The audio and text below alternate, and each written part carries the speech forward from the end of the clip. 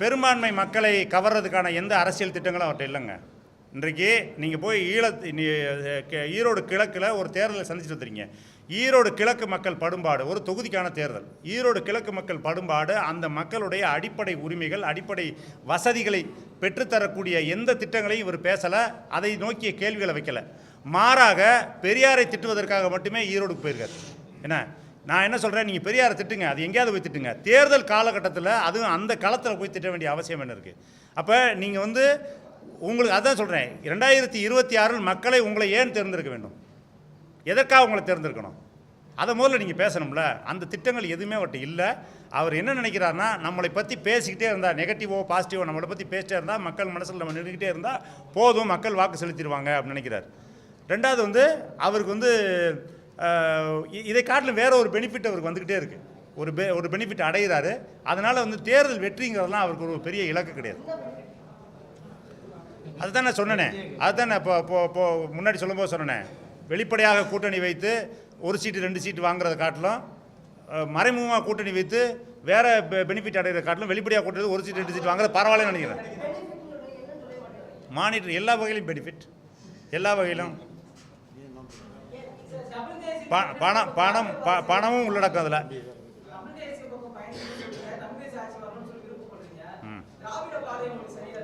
திராவிட பாதை எங்கள் பாதை கிடையாதுங்க.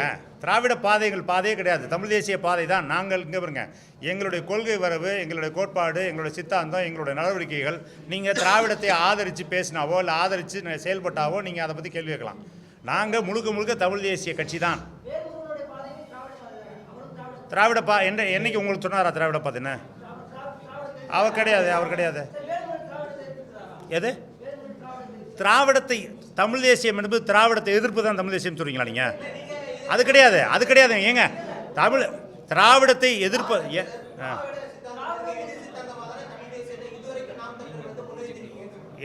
நீங்க நாம் தமிழர் முன் வச்ச திராவிடத்தை மட்டும், தமிழ் தேசியத்தை மட்டும் பாக்குறீங்க. ஏங்க தமிழ் தேசியம்ங்கிறது நாம் தமிழர் வந்து பின்னாடி வந்துச்சா? தமிழ் தேசியம்ங்கிறது காலங்காலமாக தொட்டு பல அறிஞர் பெருமக்கள் கொண்டு வந்ததுங்க. அது சீமானுடைய காலத்தில் அடுத்த கட்டத்துக்கு போச்சு. அதனால தமிழ் தேசியம் என்பது திராவிட எதிர்ப்பு அப்படிங்கிறதே அது நாங்கள் மறுக்கிறோம். திராவிடம் இல்லை, எல்லா கொள்கைக்கும் எதிர்ப்பானதான் தமிழ் தேசியம். ஆரிய கொள்கைகளுக்கு, திராவிட கொள்கைகளுக்கு, தமிழ் தேசிய கொள்கைகளை வீழ்த்தணும், தமிழர்களை வீழ்த்தணும், தமிழர்களை இங்கே 2ஆம் நிலை குடிமக்களாக ஆக்கணும்னு நினைக்கிற எல்லா அரசியலுக்கும் எதிரானதான் தமிழ் தேசிய அரசியல்.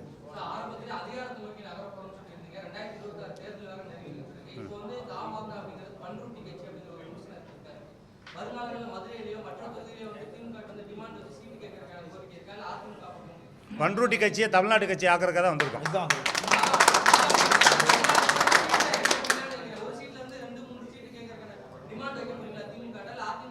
இல்லை, அது தேர்தல் நேரத்தில் பாருங்கள். நாங்கள் தனியாக நிற்கிறோமா இல்லை கூட்டணியில் கூட்டணி வச்சு நிற்க போகிறோமாங்கிற தேர்தல் நேரத்தில் சொல்லுவோம். அது நாங்கள் ஜனநாயகபூர்வமாக அந்த முடிவு எடுக்கணும்னு நினைக்கிறோம். நீங்கள் இன்றைக்கு ஏற்கனவே வாழ்வுரிமை கட்சியில் இருக்கக்கூடிய நண்பர்கள், உறவுகள் இருக்காங்க.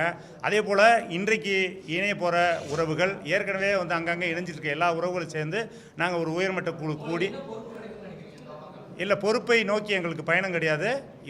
ஒட்டுமொத்த பொறுப்பே எங்களுக்கு ஒரு அதிகாரத்தை பெறணுங்கிறது தான். இந்த தமிழர் உரிமைக்கான அதிகாரத்தை பெறணுங்கிறதுக்காக அதுக்காக செயல்பட்டுருக்கோம். இதில் எந்த பொறுப்பு வந்தாலும் நாங்கள் செயல்படுவோம்.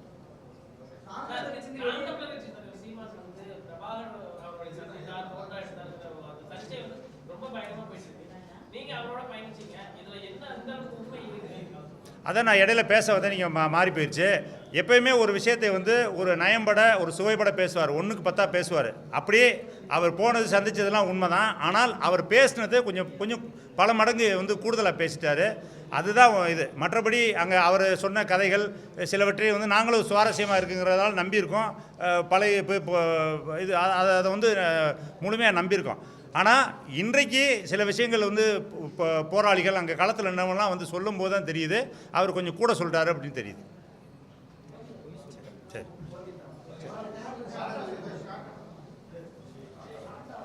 என்னது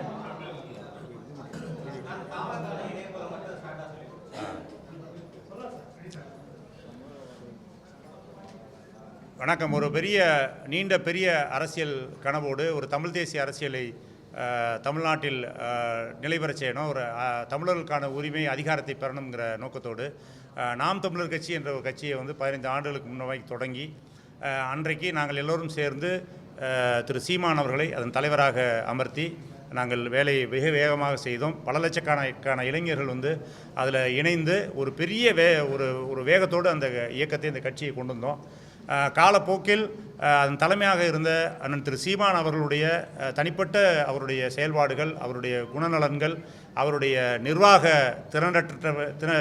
நிர்வாகத்திறன் போன்ற ஒரு மோசமான செயல்பாடுகள்னால் தொடர்ச்சியாக கட்சி வீழ்ச்சியை சந்தித்தது. உங்களுடைய பார்வையில் அது வேணால் ஒரு பெரிய வளர்ச்சியாக தெரியலாம்.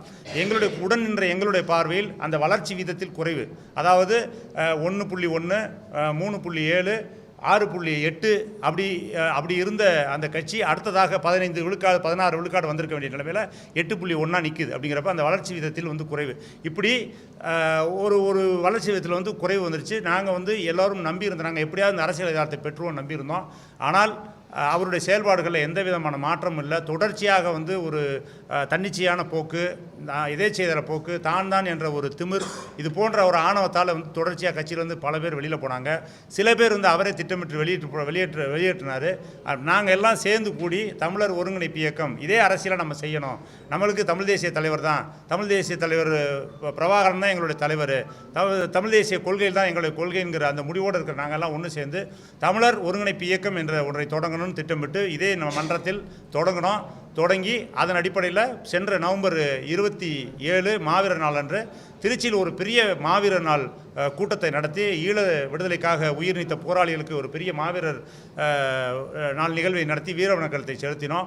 அந்த கூட்டத்திலேயே நாங்கள் அறிவித்தோம், எங்களுடைய அரசியல் நிலைப்பாட்டை கூடிய விரைவில் ஒரு ஜனநாயக முறைப்படி எங்களுடைய உறவுகளெல்லாம் ஒன்றிணைத்து கருத்துக்களை கேட்டறிந்து ஒரு அரசியல் பாதையை தேர்ந்தெடுத்து நாங்கள் பயணிப்போம்னு அறிவித்தோம். அதன் அடிப்படையில் நாங்கள் கூட்டங்கள் நடத்தி எங்களுடைய உறவுகளோடு கருத்துக்களை கேட்டு நாங்கள் ஒற்றை தீர்வாக தமிழ் தேசிய பாதையில் ஏற்கனவே இயங்கிக் கொண்டிருக்கிற அண்ணன் திருமாவளவன் தலைமையிலான வாழ்வுரிமை கட்சியில் இணைவது என்று முடிவெடுத்து அண்ணன் வேல்முருகன் அவருடைய தலைமையிலான வாழ்வுரிமை கட்சியில் இணைவது என்று முடிவெடுத்து இந்த பத்திரிகையாளர் சந்திப்பை நடத்துகின்றோம். இன்று முதல் நாங்கள் அந்த கட்சியில் இணைந்து பயணிக்கலாம் என்று முடிவெடுத்திருக்கிறோம்.